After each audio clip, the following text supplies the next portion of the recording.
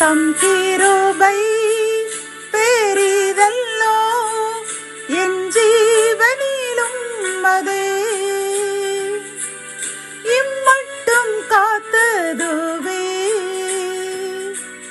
இன்னும் தேவை கிருபை தாருமே இன்னும் தேவை கிருபை தாருமே. கர்த்தரும் இரட்சகருமாகிய இயேசு கிறிஸ்துவின் ஈடு இணையற்ற நாமத்தில் சேனைகளின் கர்த்தர் ஊழியத்தின் மூலம் 24/5/2025 இந்த நாள் உங்களுக்கும் உங்கள் சந்ததிகளுக்கும் சமாதானத்தின் நாளாக அமையப் போகிறது என்று மனதார வாழ்த்துகின்றேன்.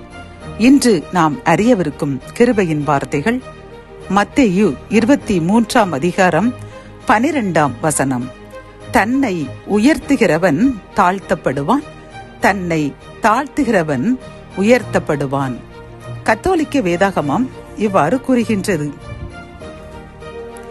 தம்மை தாமே உயர்த்துகிறவர் எவரும் தாழ்த்தப்பெறுவர், தம்மை தாமே தாழ்த்துகிறவர் எவரும் உயர்த்த பெறுவர் என்கின்றது.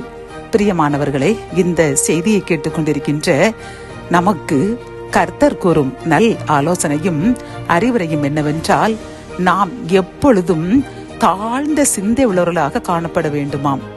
ஆனால் நாம் பெரியவர்கள், நான் படித்தவள், நான் வசதி படைத்தவர்கள், நான் யாருக்கும் தாழ்ந்து போவதில்லை என்று நாம் நம்மை தாமே மெச்சிக்கொண்டு நாம் ஒரு தவறு செய்து விட்டோம் என்றால் பிறரிடம் சாரி என்று மன்னிப்பு கேட்க கூட தயங்குகின்றோம் அல்லவா?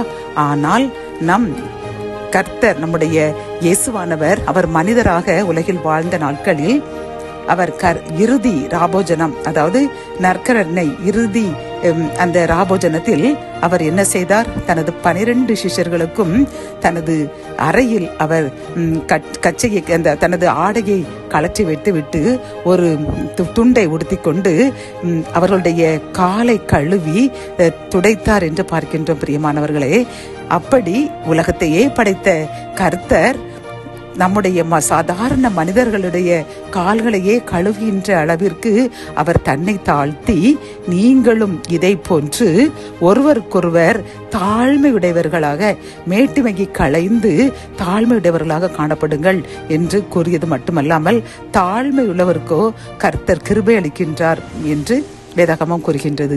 மேட்டுமையான சிந்தனைகளை நாம் நம்மை விட்டு அகற்றி நாமும் தாழ்ந்தவர்கள் தான். அவர்கள் நாம் எதிலுமே ஒருவருக்கு ஒருவர் உயர்ந்தவர்கள் அல்ல. பிரியமானவர்களே, அனைவருமே உயர்ந்தவர்கள் தான், அனைவருமே மனிதர்கள் தான், அனைவருமே நாம் மதிக்க தெரிய வேண்டும். பிறரிடம் பணிவாக இறங்கி நாம் அவர்களுக்கு உதவி செய்ய வேண்டும். ஒருவருடைய கஷ்டத்தில் நாம் ஏன் அவர்களுக்கு போய் வலிய போய் கேட்க வேண்டும்? நாம் ஏன் வலிய போய் செய்ய வேண்டும்? அவர்கள் கேட்டால் பார்க்கட்டும் என்று நாம் காத்திருக்க கூடாது. பிரியமானவர்களே, ஒருவர் கஷ்டம் என்று நாம் அறிந்து விட்டோம் என்றால் நாமவே முன் சென்று அவர்களுக்கு உதவி செய்ய வேண்டும். ஆனால் அந்த உதவி பெற்றவர்கள் உடனே மறக்கத்தான் செய்வார்கள். ஆனால் கர்த்தர் மறக்க மாட்டார்.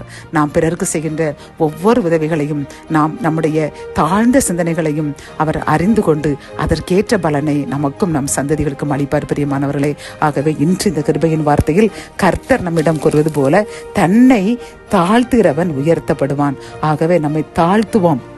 அதற்காக நம்முடைய மனதில் மேட்டுமையான சிந்தனையை வைத்துக்கொண்டு உலக பிரகாரமாக தாழ்ந்தவர்கள் போல் நடிக்கக்கூடாது.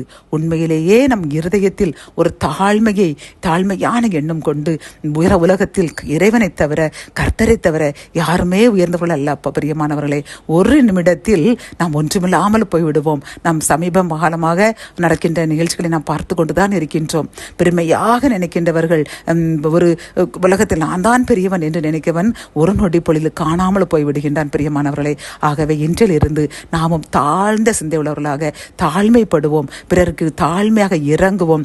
கர்த்தருடைய சமூகத்தில் நம்மை தாழ்த்தி ஒப்பு கொடுப்போம். கர்த்தர் நம்மையும் நம் சந்ததியும் உயர்த்துவார். ஜெபம். என் அன்பு தகப்பனே, இந்த கிருபையின் வார்த்தைகள் மூலமாக எங்களை நாங்கள் தாழ்த்த வேண்டும் என்று கூறின கிருபையின் வார்த்தைக்காக நன்றியப்பா. நாங்கள் எங்களை அறியாமல் இதன் மெட்டிமையான சிந்தனைகள் கொண்டிருந்தால் அதற்காக மன்னிப்பு கேட்கின்றோம் அப்பா. நாங்கள் ஒன்றும் இல்லாதவர்களப்பா, தூசி குப்பைகள். ஏனென்றால் நீர் உலகத்தின் மனிதராக இருக்கும் பொழுது தாழ்ந்து உம்முடைய சீஷர்களுடைய கால்களை கழுவி துடைத்திரப்பா. அப்படி இருக்கும் பொழுது